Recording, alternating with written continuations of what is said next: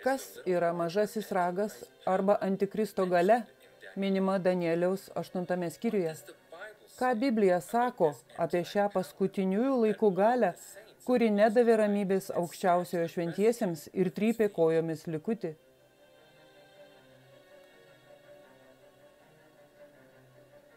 Mažojo rago galios tapatybė.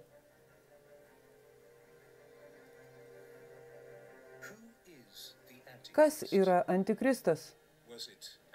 Ar tai buvo Antiochas Epifanas? Ar tai tironas iš artimųjų rytų? Princas Čarlzas? Šiomis dienomis siūlomų galimų atitikmenų skaičius kelia painiavą.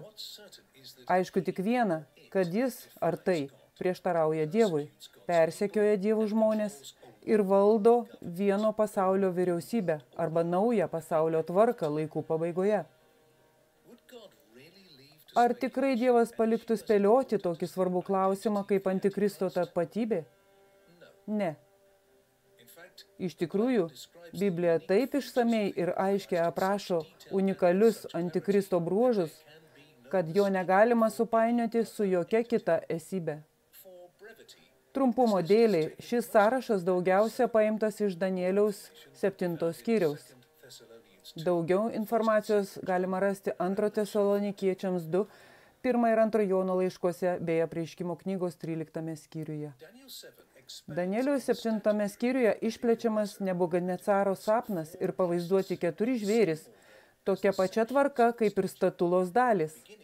Pradedant liūtų, kaip Babilonas, lokys yra Medo Persija, leopardas su sparnais kaip Graikija ir baigiant siaubingų žvėrimi su 10 ragų.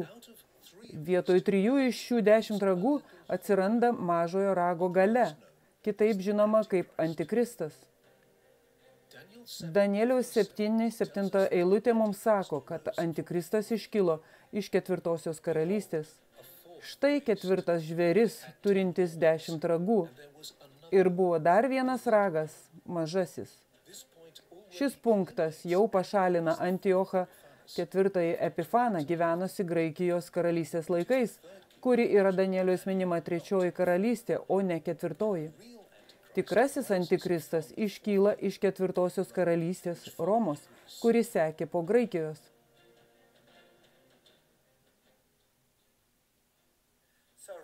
Taigi, Roma valdė nuo 168 metų prieš Kristų iki 476 metų. Ji buvo padalinta į 10, kiek pirštų buvo pavaizduota ankstesnėje pranašystėje? 10 pirštų, čia mes turime vėl 10, padalinta į 10, po jų atsiras kitas ir jis bus kitoks, o sistema išliks kiek laiko? Kol ateis ilgaamžis. Ilgas laikas. Taigi mes kalbame apie ilgą laiko tarpą. Roma valdė nuo 168 metų prieš Kristų iki 476 metų ir tada ji buvo padalinta. Taigi mes turime lygiai tą pačią seką. Turime liūtą vaizduojantį auksinę galvą, tada turime lokį vaizduojantį rankas ir sidabrinę krūtinę. Turime šį keturgalvį leopardą, vaizduojantį bronzinius klubus. Ir tada turime baisų žvėrį, vaizduojantį geležinės kojas ir 10 pirštų. Kai pasidalins į 10, plus jis bus kitoks dėl to kito, kuris atsiranda po to. Taigi, štai ką mes turime iki šio. Danieliaus 7 skyriaus 19 ir 23 eilutės. Tada aš norėjau išsiaiškinti, ką iš tikrųjų reiškia tas 4 žvėris, besiskiriantis nuo visų kitų ir keliantis siaubą, geležies dantimis ir žalvario nagais. Taigi šiame 4 žvėryje buvo bronzos elementas. Bronza buvo labai svarbus komponentas. Iš tikrųjų, Graikijos imperija iš esmės buvo tiesiog įtraukta į Romą. Graikų filosofija buvo pats Romos imperijos pagrindas. Ir iš tikrųjų, kai Roma suskilo į 2 kojas, viena buvo Bizantija, o kita Vakarų imperija. imperija buvo valdoma iš Konstantinopolio ir čia gausu buvo graikų filosofijos. Graikų filosofija buvo to meto filosofija. Taigi čia yra šis žalvario bronzos elementas. Bronziniai nagai braižė. O vėliau šiuos nagus taip pat įdomiai rasime ir kitur, kuris visą rijo ir trypė kojomis, kas buvo likę. Taigi norėčiau sužinoti apie šį baisų ketvirtąjį žvėrį. Ketvirtasis žvėris reiškia, mums sakoma 23 eilutėje, kad bus ketvirtoji karalystė žemėje besiskirianti nuo visų kitų karalysčių. Ji praris kiek žemės? Visą žemę. Sutryps ją ir sudaužys į šipulius. Antikristas pasirodo tik tada, kai Romos imperija suskilo į 10 karalysčių. Kai tai atsitiko, Danielius sako, kad Antikristo galia atsirado tarp jų. Romos imperija žlugo 476 metais po Kristaus ir suskilo į 10 tautų. Tai daro Antikristą Europos galia, pašalinančią varžovus iš Arabijos ar kitur.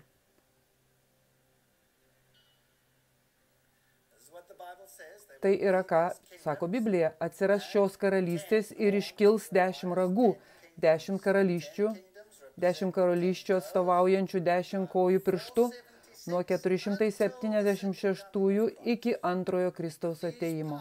Šios galios kažkaip tęsis ir mažasis ragas po jų, kuris iškils vėliau, jis bus kitokia stichija ir jis valdys, kol ateis ilgaamžis.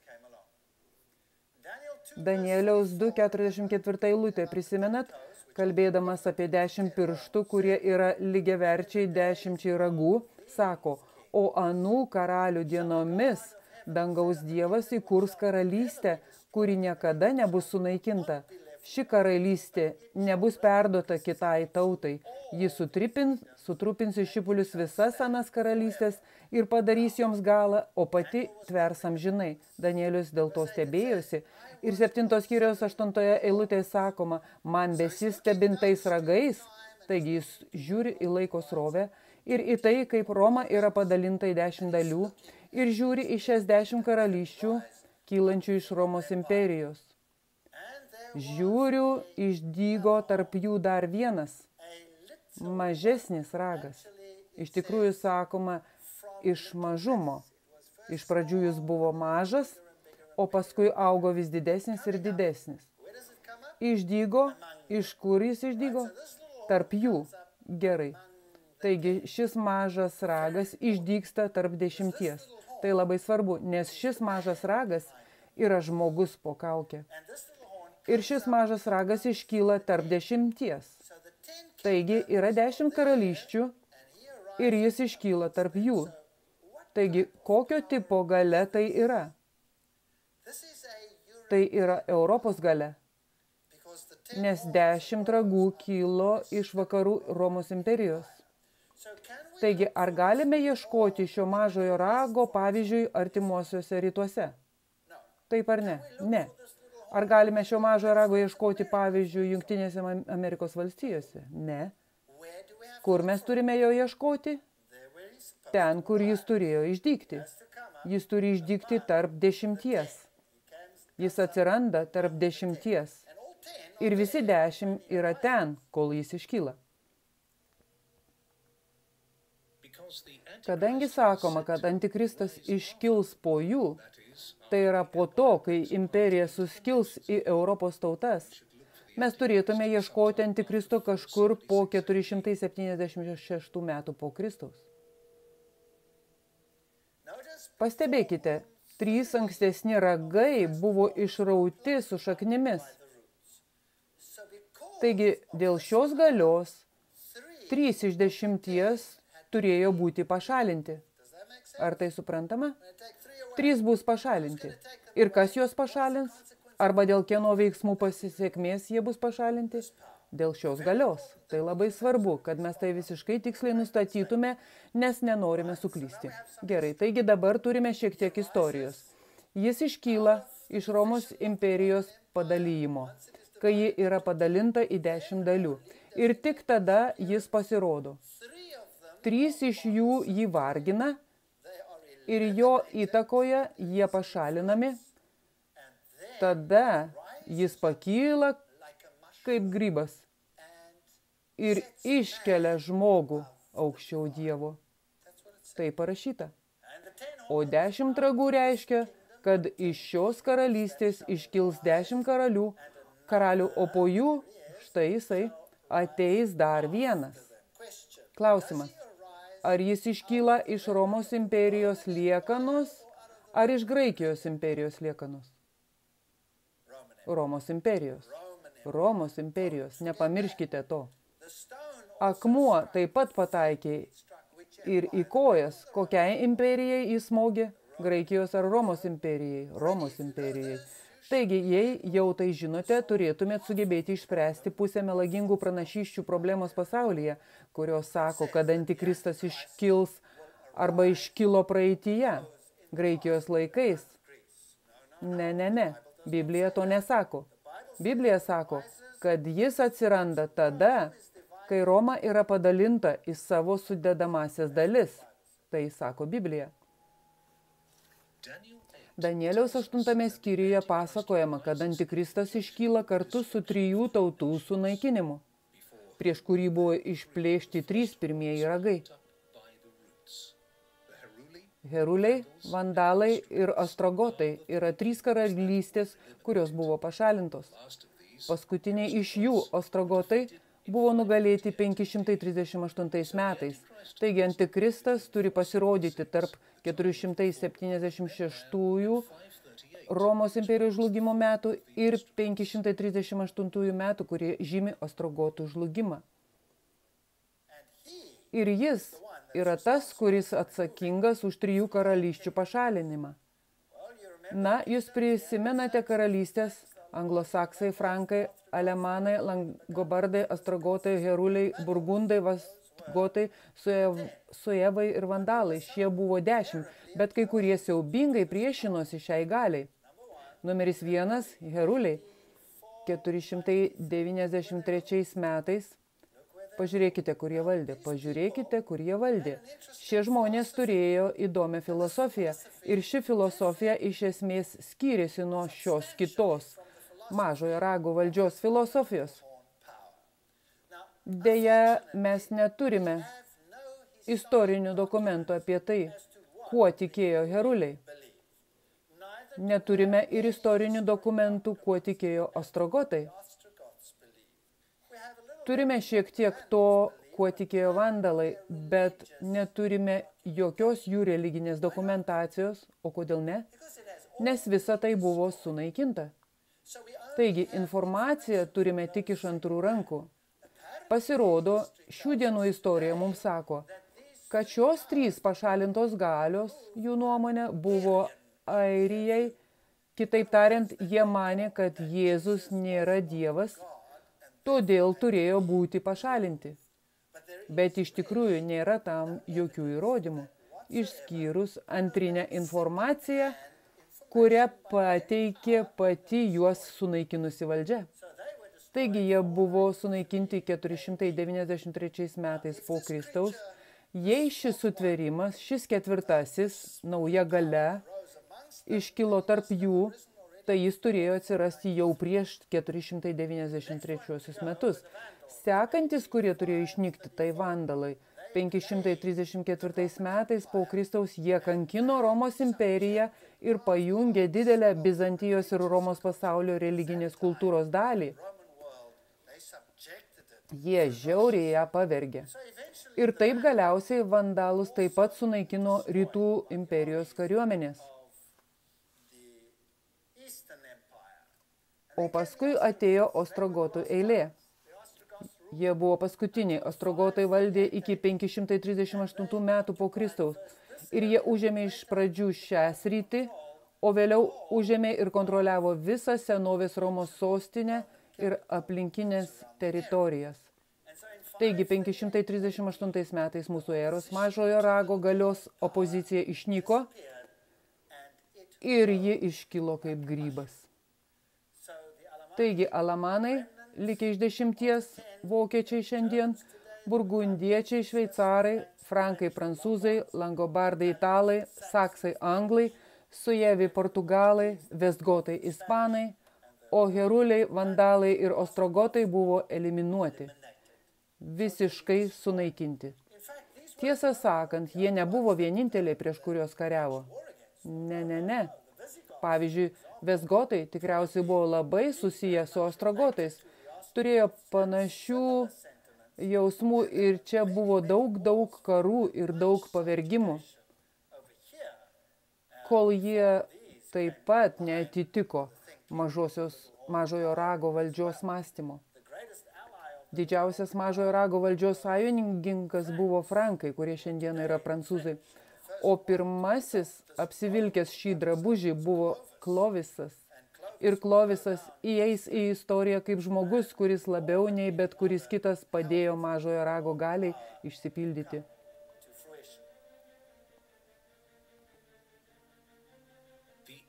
Antikristo karalystė iškils į didesnę nei jos kaimynės.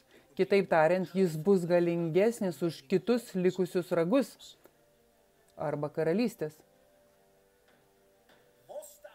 Ir atrodė didesnis už kitus. Danieliaus 7:20. Jis bus galingesnis už kitus karalius. Ar Europos karaliai nenusilenkė popiežiaus valdžiai? Taip, kartais ne. Jei ne, galiausiai jie buvo pavergti ir nusilenkė. Galiausiai jie turėjo atvykti kaip Frederikas iš Vokietijos basas, stovėti ant sniego ir laukti, kol atgaus savo karalystę. Švenčiausios tarybos 13 tomas. Romas sako, mes apibrėžėme, kad šventasis apaštalų sostas ir Romos pontifikas turi viršenybę virš kiek pasaulio? Virš viso pasaulio. Tai įdomu. Įsikūnijusio Dievo sūnaus vikaras, pateptasis, vyriausiasis kunigas ir aukščiausiasis laikinasis valdovas popiežius atsisėdo savo tribunolę nešališkai, teisdamas tarp tautos ir tautos, tarp žmonių ir kunigaičių, suvereno ir pavaldinio. Henry Cornell Manning, laikina Jėzaus Kristaus vietininko galia. Taigi, ar jie sako, kad valdo visas kitas karalystės, taip ar ne? Taip. Jie patys taip teigia. Jo kraujo raktai popiežius Jonas Paulius II prieš Rusiją ir vakarus. Naujosios pasaulio tvarkos kontroliai. Malachi Martin, pontifikas, profesorius Grigaliaus universitete pačioje Romoje. Jis tai sako, ne aš. Antikristo karalystė taip pat skirsis nuo visų kitų karalysčių. Bet kaip skirsis? 25 eilutė mums sako, žodžiais jis įžeis aukščiausiąjį. Kol kitos tautos rūpinasi pasaulietiniais klausimais, ši valdžia įsitraukia į religiją. Tai buvo religinė politinė valdžia, jungianti bažnyčią ir valstybę.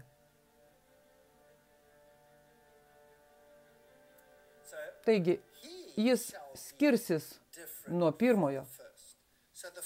Taigi, kas ketvirtąjį žvėrį padaro kitokiu? Jis. Kodėl kitokiu? Šis skirsis nuo ankstesniųjų. Matėme, kad Romas sako, taip, mes skirtingi, nes dabar tai religinė galia turinti politinę įtaką. Šis ragas turėjo akis, panašias į žmogaus akis ir įžūliai kalbančią burną. Kur mes radome šią simboliką anksčiau, šią žmogaus simboliką? Babilone, prisimenat? Randame ją Babilone. Čia yra ta pati simbolika. Šioje valdžioje žmogus vėl pasikels aukščiau aukščiausiojo ir užims aukščiausiojo vietą. Tai dar vienas Babelis, dar vienas portalas į dangų. Žmogus įžūliais žodžiais iškelia save aukščiau Dievo. Jis kalba prieš Dievą.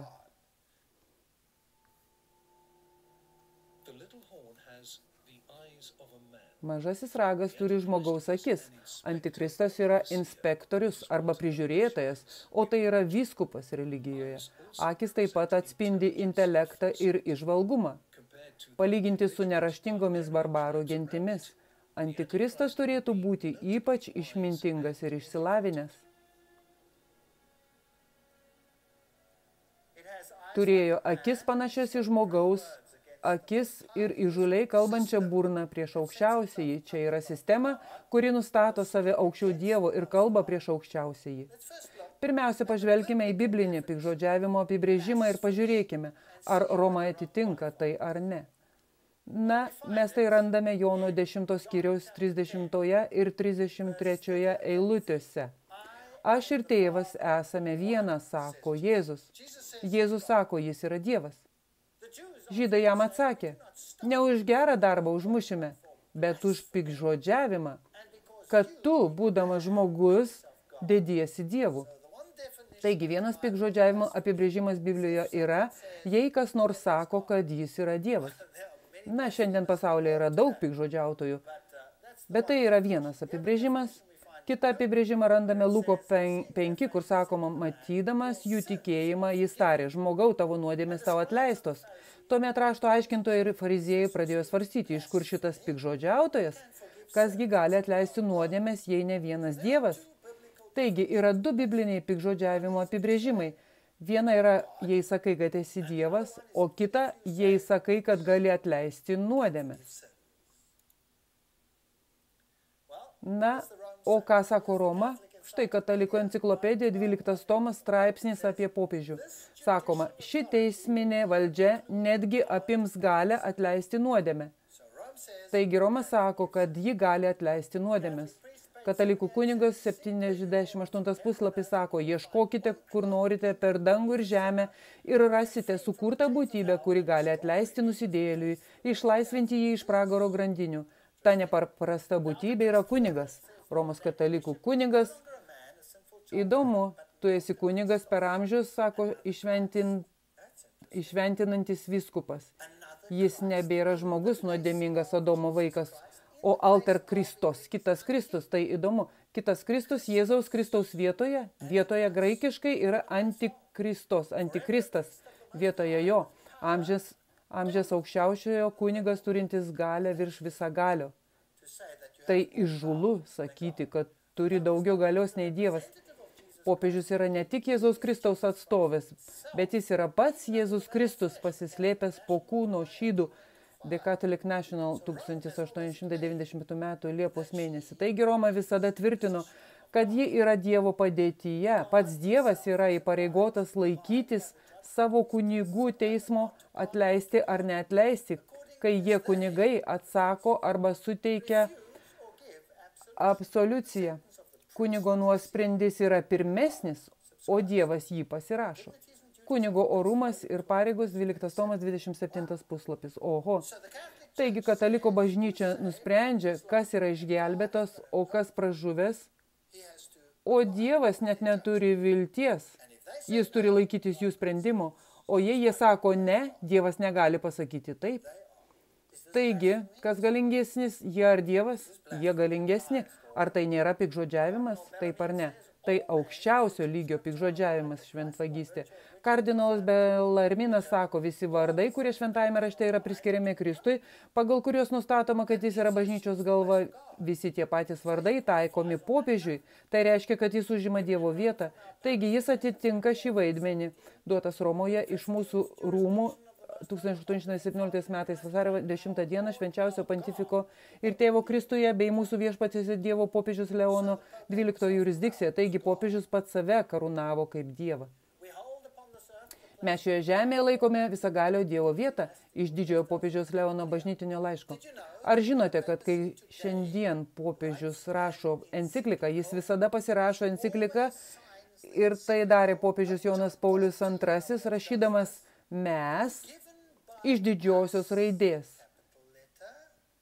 Mūsų didžiąją raidę, pontifikai. Įdomu, nes Dievas sako, sukurkime žmogų pagal mūsų iš didžiosios raidės paveikslą. Taigi popiežija pasiima prerogatyvą ir iki šiol savo raštais teigia turinti ir esanti Dievo galia. Taigi, Roma atitinka aukščiausioji taryba. Mes apibrėžiame, kad šventasis apaštalų sostas ir Romos pontifikas valdo visame pasaulyje. Ši valdžia ilgainiui perims viso pasaulio kontrolę. Tomas Akvinietis rašė, pasaulietinė valdžia, tai didysis katalikų filosofas, kurį Jonas Paulius II citavo labiau nei bet kurį kitą Romos katalikų bažnyčios filosofą. Jis rašo, pasaulietinė valdžia pavaldi dvasiniai valdžiai, kaip kūnas pavaldus sielai. Todėl tai nėra valdžios uzurpavimas, jei dvasinis prelatas kišasi į laikinus dalykus susijusius su tais klausimais, kuriuose pasaulietinė valdžia jam pavaldi. Taigi, visi yra pavaldus Romai. Tridento taryba pareiškė, visa laikinoji galia yra jo. Visos žemės viešpatavimas, jurisdikcija ir valdžia yra jo dieviškąja teisė. Visi žemės valdovai yra jo pavaldiniai ir privalo jam paklusti.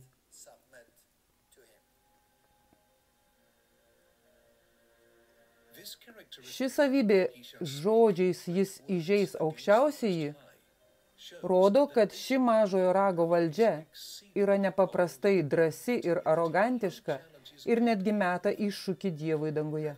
Apreiškimo 13:5 eilutė prideda detalių, kad jam buvo duotas snukis didžiuotis ir piktžodžiauti. Pagal Bibliją piktžodžiavimas yra tada, kai žmogus teigia galintis atleisti nuodėmes arba kai žmogus teigia esąs Dievas.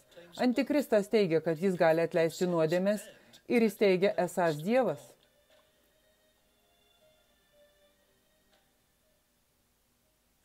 Ir tada jis pradės karą prieš šventuosius, jis neduos ramybės šventiesiems, 25 eilutė. Taigi ši jėga turi būti persekiojanti jėga, kuri kovoja prieš tuos, kurie sako, kad išgelbėjimas yra vien tik Dievo galia. Ar ji nedavė ramybės šventiesiems? Jam buvo duota kariauti su šventaisiais ir juos nugalėti. Na, vėlgi Tomas Akvinietis pasakė, kad nuteistieji eretikai turi būti nubausti taip pat, kaip ir kiti nusikaltėliai. Katalikų bažnyčia gerbė sąžinę ir laisvę, bet susidūrusi su erezija, ji turi išteklių priversti fizinėmis bausmėmis, kankinimais. Ji Italijoje uždegė inkvizicijos laidotuvių krūvas. Katalikų profesorius Baudrillard, katalikų bažnyčia, renesanso protestantizmas. Taip, ji tai pripažįsta.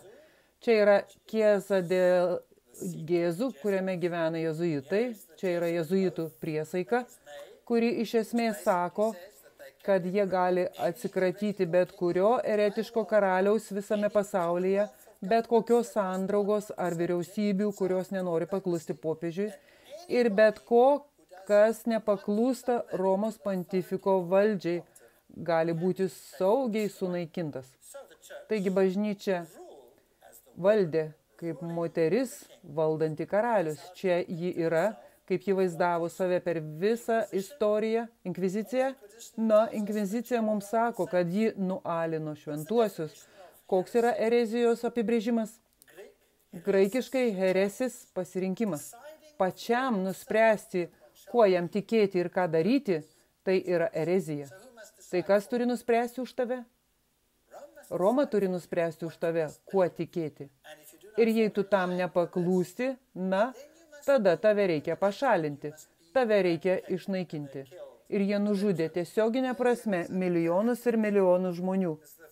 Čia yra garsusis hugenotų paminklas Afrikoje, kur pabėgo prancūzų hugenotai po didžiųjų žudynių, kur buvo žudomi hugenotai Baltramėjaus žudynėse. Ir jie pavaizdavo save kaip moterį bažnyčią, pabėgančią su Biblija rankoje ir Romos suplėšytomis grandinėmis. Na, turiu jums naujieną. Ši moteris vėl prirakinta grandinėmis. Ir kiekviena kita moteris planetoje, kalbant apie bažnyčias, yra vėl prirakintos grandinėmis. Bene labiausiai žinomas antikristo bruožas yra tai, kad jis kariauja prieš Dievo tautą. Danieliaus 7:21 eilutė mums sako, kad tas pats ragas kariavo su šventaisiais. Antikristas yra persekiojanti galia.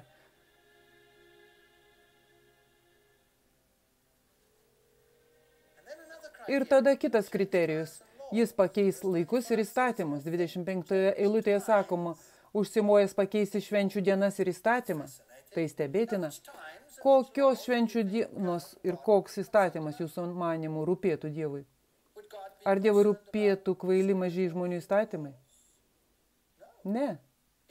Tai turi būti dieviškojo įstatymo modifikacija, o laikai turi pakeisti laikus, kuriuos nustatė Dievas. Pavyzdžiui, Dievas nustatė laiką ir bus vakaras ir bus rytas, pirmoji diena. Bus vakaras ir rytas, antroji diena.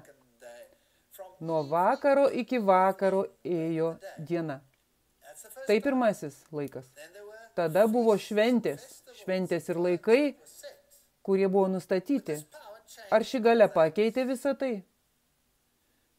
Ar popiežius teigia, kad jis pakeitė Dievo įstatymą? Absoliučiai. Decretal de translate episkop, popiežius turi galę keisti laikus, panaikinti įstatymus ir atsisakyti visko, net Kristaus įsakymų. Tai aukščiausios kategorijos arogancija.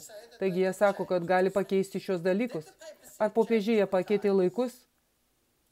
Tikrai taip. Kokio kalendoriaus šiandien laikomės pasaulyje, kas žino? Mes laikomės Grigaliaus kalendoriaus. Kas buvo Grigalius? Jis buvo popiežius. Ir ar laikai buvo pakeisti? Taip. Kieno įgaliojimų? Jėzuitų, astronomų. Ką jie pakeitė? Jie pakeitė Velykas. Jie pakeitė Paschos šventes, kad atitiktų Ištaros šventę. Jie netgi vadino tai Ister, Ištar, Velykų šventę. O Pascha buvo švenčiama pagal jaunatį, o Velykos galėjo vykti bet kurią savaitės dieną, priklausomai nuo to, kada buvo minima jaunatis. Taigi popiežiaus valdžia tai pakeitė ir vadovaudamasi sadukėjų simbolika, kurie Aleksandrijoje buvo mokomi okultinio mokymo ir perkėlė jį į Ištaros šventę. O dabar Velykos patenka tik sekmadienį ir niekada nesutampa su Pascha. Bet gali nutikti, kad jų turimas kalendorius tam tikrų istorijos etapų iš tikrųjų sutaptų su Pascha.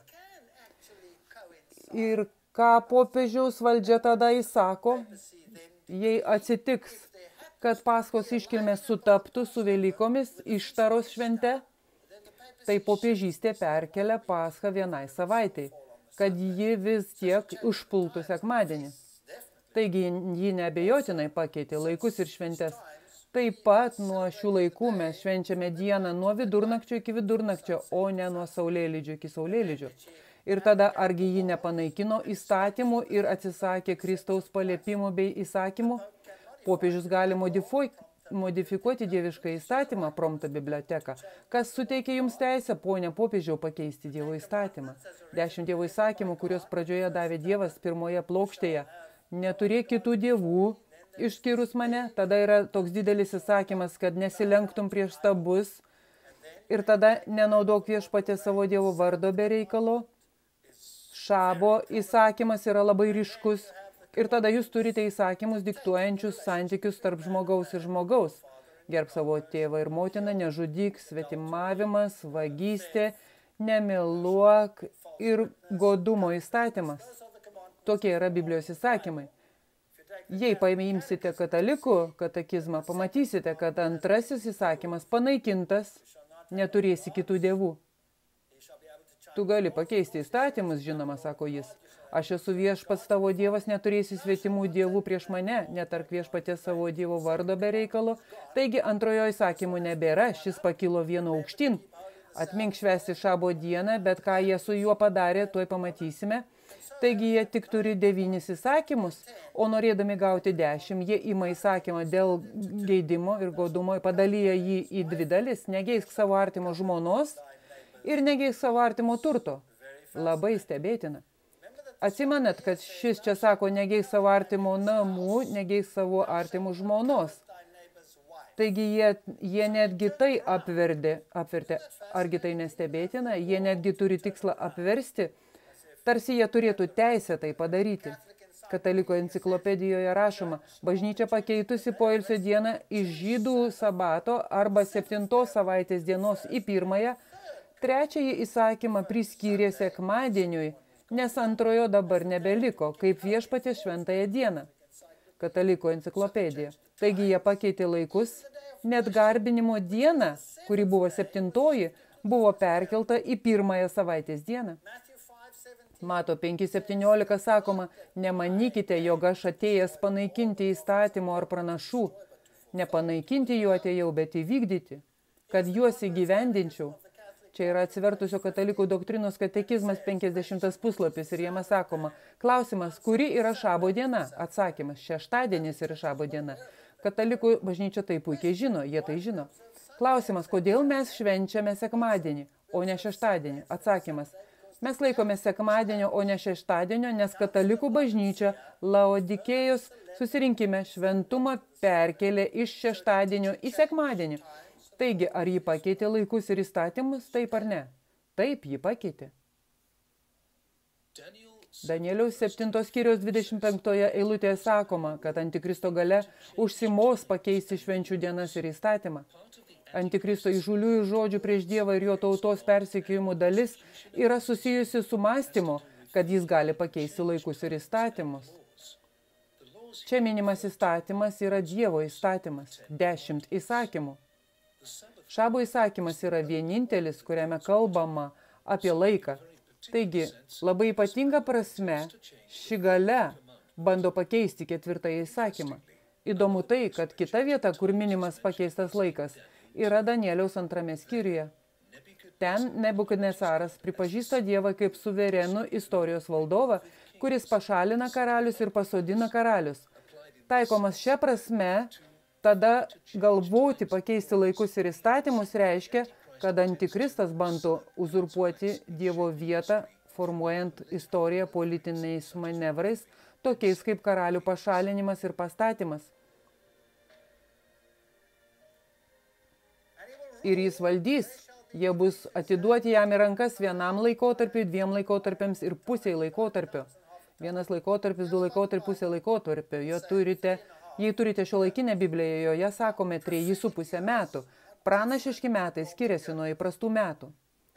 Metai pranašiška prasme turėjo 360 dienų, nes hebrajų metai turėjo 360 dienų.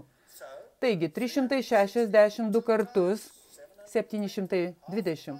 Pusę laiko, pusę metų 180. Sudėjus juos visus gaunasi 1260 pranašiškų dienų. Tai tampa 1260 tiesioginių metų.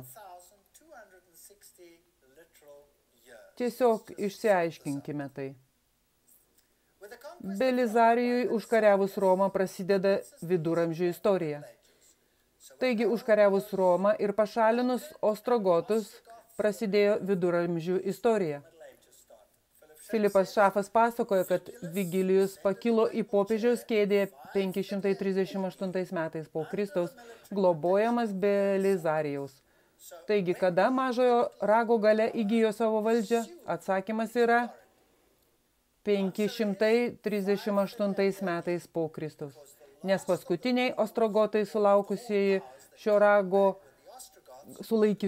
rago galės buvo pašalinti 538 metais po Kristaus, o Vigilijus pakyla į popiežiaus kėdę. Taigi prasideda Romos dominavimas. Po jų iškyla kitos 10 karalysčių, įkurtų 476 metais po Kristaus, o po jų 538 metais prasideda popiežiaus valdžia. Pagal dekretą, kurį išleido Romos imperatorius Justinianas, pasakė, kad popiežius bus eretikų taisytojas ir visų bažnyčių valdovas. 538, jei pridėsite 1260 metų, gausite 1798. Kas atsitiko 1798 metais? Vasaro 10 dieną Berthier įžengė į Romą ir paskelbė respubliką. Pusė Europos manė, kad Napoleono veto bus paisoma ir kad popiežius mirė. Taigi tiksliai pagal pranašišką laiką, o Biblija mums liepia paimti dieną už metus, tiksliai pagal tą laiką, kai laikrodis išmušė 1798 metus, popiežiaus galia buvo sustabdyta. Taigi 1260 metų pranašystė 476 metai po Kristaus įkurtos 10 karalysčių, 538 metais vyskupas oficialiai pripažintas visų bažnyčių valdovų, 1260 metų pranašystė atveda mus į 1798 metų pranašystės išsipildymą. Jos domenas ir viešpatavimas baigėsi. Antikristas valdo aukščiausiojo šventuosius ir jie bus atiduoti į jo rankas laikotarpiui, laikotarpiams ir pusiai laikotarpio. Laikotarpis yra metai. Laikotarpiai 2 metai, o pusė laikotarpio pusė metų. Pagal dienos metų principą šventųjų persekėjimas apribotas iki 3,5 pranašiškų metų arba 1260 metų.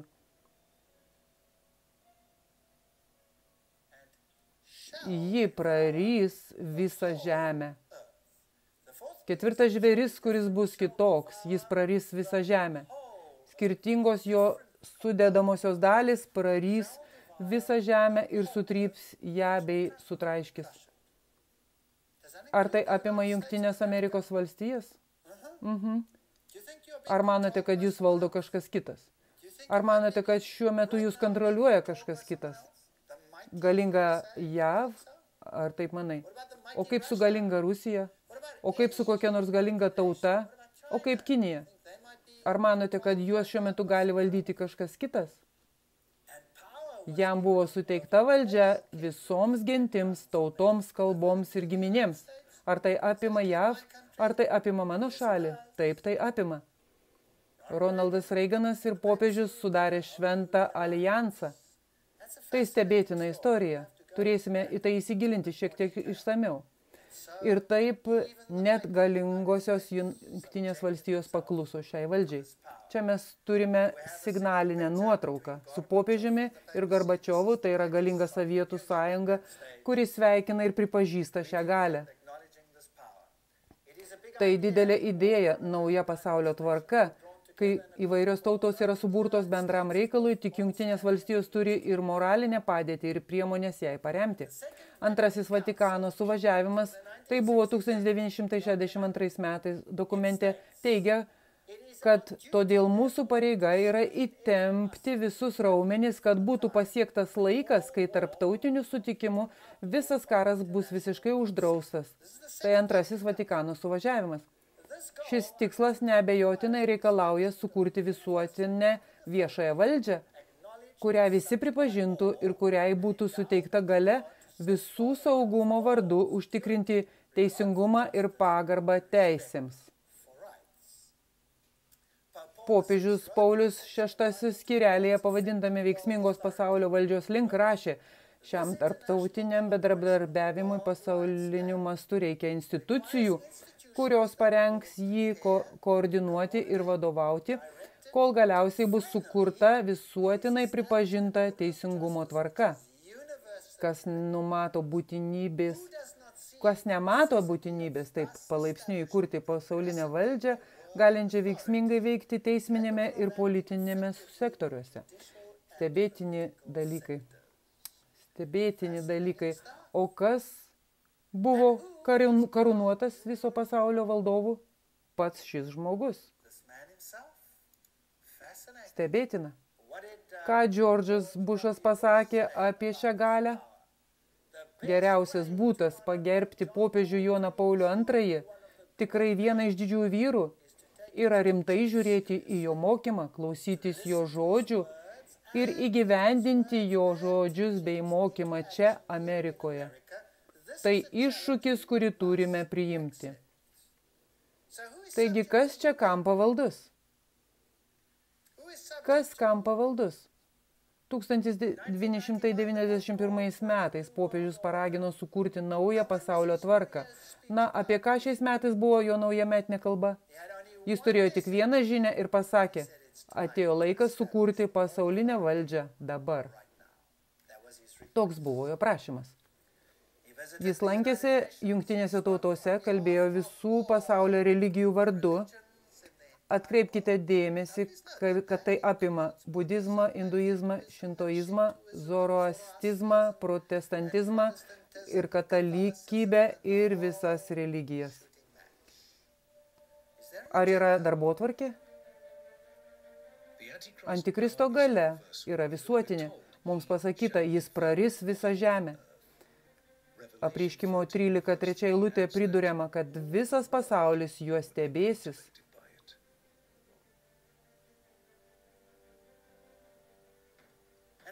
Ir jis egzistuoja iki šiol. Kol ateis ilgamžis 22 eilutė. Aš to neprigalvoju, tai Danieliaus knygoje. Galite patys paskaityti. Danielio 7:9 eilutė. Man stebint buvo pastatyti sostai ir ilgamžis atsisėdo savo soste. Jo drabužis buvo baltas kaip sniegas, o galvos plaukai tarsi grina vilna. Jo sostas buvo ugnies liepsnos, o sosto ratai plieskianti ugnis. Taigi Danielius stebi įvykius čia žemėje, kurie atrodo sukasi apie šio mažojo rago galę. Ir jis mato danguje vykstančią nuostabę teismo sceną. 10 eilutėje sakoma, teismas sėdo posėdžiauti ir buvo atskleistos knygos. Taigi čia yra teismo scena. Vis stebėdamas nakties regėjimus pamačiau tarsi žmogaus sūnų, ateinantį dangaus debesimis. Tai yra angelų apibrėžimas, tai pamatysime vėlesnėje paskaitoje. Jis priėjo prie ilgaamžio ir buvo jam pristatytas. 13 eilutė. Taigi tai nėra Kristaus atėjimas į šią žemę. Tai scena, kuri vyksta danguje, kai mažoji rago galia nustato savo viešpatavimą čia, šioje žemėje. Taigi teismas yra pasirengęs posėdžiauti dangaus karalystėje. Tai taip pat ilgalaikė galia, nes Danielius sako, kad jo karas su šventaisiais tęsis tol, kol ateis ilgaamžis. Ši savybė atmeta bet kokį asmenį ir nurodo sistemą, kurios galia auga nuo 5 mūsų eros amžiaus. Ir galutinis kriterijus, kad jo viešpatavimas bus atimtas laikų pabaigoje. Tuomet teismas sės posėdžiauti, o jo valdžia bus atimta, sunaikinta ir visiškai panaikinta. Biblija sako, jį sunaikins viešpaties atėjimo šviesa. Taigi, jokia žemiška valdžia neatims jo galios. Pats Dievas įsikiš. Visame pasaulyje, istoriškai ir kitaip, gali būti tik viena galia. Yra tik viena būtybė, kuri turi visas tas savybės, kurias Biblija priskiria antikristui. Tai Romos katalikų bažnyčia.